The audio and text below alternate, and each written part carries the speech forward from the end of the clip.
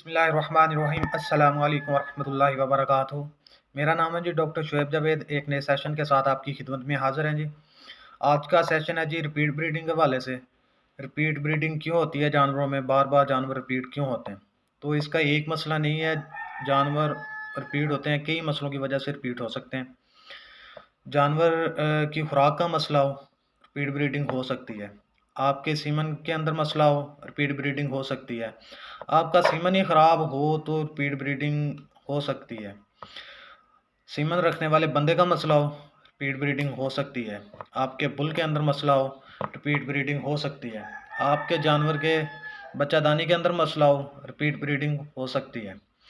आपने टाइम पे टीका नहीं रखवाया, रिपीट ब्रीडिंग हो सकती है। तो रिपीट ब्रीडिंग की एक नहीं, बहुत सारी वजूहात होती हैं। अब आपका जानवर क्यों रिपीट हो रहा है, इसको चेक करने के बाद, जानवर की फीड चेक करने के बाद, बहुत सारी चीज़ों को अंडरस्टैंड करने के बाद बताया जा सकता है कि आपका जानवर क्यों रिपीट हो रहा है। तो अब मैं नहीं बता सकता कि आपके जानवर की ओवरी में मसला है, आपके जानवर की बच्चादानी के अंदर मसला है, आपकी जो जानवर को फीड डल रही है उसके अंदर माइकोटॉक्सिन का मसला है, या आप टीका ही गलत टाइम पे रखवा रहे हैं। तो ये मुझे नहीं पता।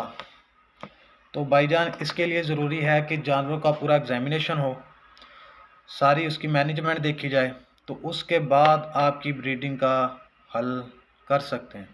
आज तक के लिए इतना ही। दुआओं में याद रखिएगा, 5 वक्त की नमाज अदा कीजिएगा। अल्लाह हाफिज़।